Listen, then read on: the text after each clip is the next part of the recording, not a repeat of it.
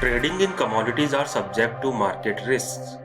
Please read disclaimer available on the screen carefully. Good morning everyone.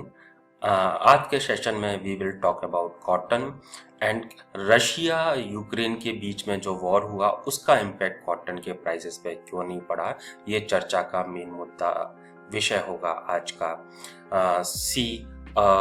हमने देखा this year January and में US के अंदर cotton में 14 इयर्स के हाई लगे थे। स्पॉट में वहाँ पर प्राइसेस 137 तक देखने को मिले थे। सिंस देन ग्रेजुअली करेक्शन देखने को मिला है। As of now prices are very close to 7 weeks low. Domestic bourses की बात करते हैं।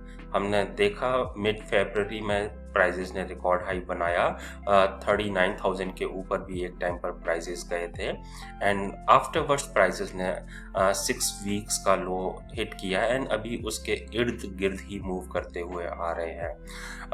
जहां पर हमने देखा कि वॉर के बाद में स्काई रॉकेटेड मूव हुआ क्रूड में, नेचुरल गैस में, एल्यूमिनियम में, जिंक में, निकल में, वीट में, देन कॉर्न में, सोयाबीन ऑयल में, सनफ्लावर ऑयल में एंड पाम ऑयल में। तो ऐसा क्या हुआ कि हमने कॉटन के अंदर प्राइस मूवमेंट नहीं देखा आते हुए, या ऐसा क्या हुआ इनफैक्ट कॉटन के प्राइसेस में ड्रॉप आया। सबसे पहला कारण है ना तो रशिया ना यूक्रेन कॉटन का बिगेस्ट इंपोर्टर है या एक्सपोर्टर है। सेकंड रीजन ये है जिस तरीके से बैक टू बैक कॉटन ने अच्छे रिटर्न्स दिए हैं डोमेस्टिक मार्केट के अंदर कमिंग क्रॉप ईयर में, ऐसा माना जा रहा है कि एरिया 20 से 25% बढ़ सकता है। ना खाली डोमेस्टिक मार्केट में, यूएस के अंदर भी ऐसा मानना है कि प्लांटिंग इस बार 7 to 8% हायर हो सकती है। अगर ऐसा होगा तो नेक्स्ट क्रॉप ईयर के अंदर कॉटन का production year on year basis पर हाई देखने को मिलेगा। नो डाउट हमारे यहाँ इस साल भी कॉटन का प्रोडक्शन खराब हुआ है एंड हमारे यहाँ जो एंडिंग स्टॉक है वो टाइटर होगा, वर्ल्ड एंडिंग स्टॉक भी टाइटर होगा। बट फ्यूचर अगर देखते हैं तो आई थिंक एरिया बढ़ेगा तो we will have higher supply as a thumb rule in the next crop year, जिसकी वजह से आई थिंक सेकेंडली हमने रिएक्शन आते हुए नहीं देखा है। थर्ड रीजन, अगर वॉर एक्सटेंडेड पीरियड तक चलता है तो पीपल का प्रायोरिटी अपैरल से एसेंशियल कमोडिटीज की तरफ शिफ्ट होगा due to the ripple effect of the war.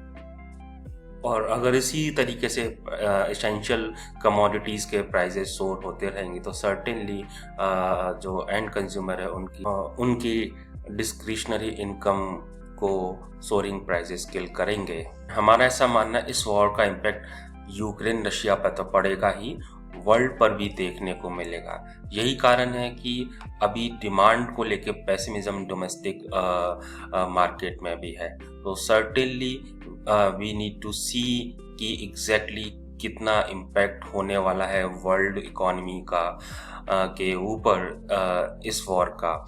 And certainly अगर इन लेवल पे प्राइस सस्टेन करते हैं for a longer period of time, then मानो ना मानो पीपल का जो परचेजिंग प्रियोरिटी है वो ड्रास्टिकली चेंज होगा एज सेड। और यही कारण है कि कॉटन के प्राइसेस में हमने साइडवेज मूवमेंट आते हुए देखा है। अभी यहाँ से आगे प्राइसेस कैसे रहेंगे, let's discuss about that.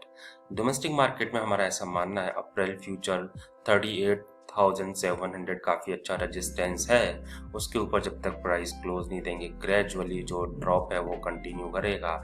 Near term में 36,600 तक प्राइस आ सकते हैं एंड अगर थोड़ा सा आउटलुक ब्रॉडर लिया जाता है तो we expect 34,800 to come.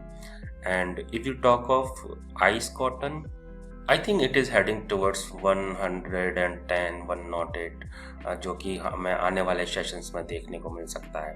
And upside नहीं देखने को मिलेगी इस कमोडिटी के अंदर जब तक कि प्राइस 126 के ऊपर नहीं जाते हैं। सो ट्रेंड रिवर्सल पॉइंट आप ध्यान रखिए 126 आइस में, 38,700 MCX अप्रैल फ्यूचर में।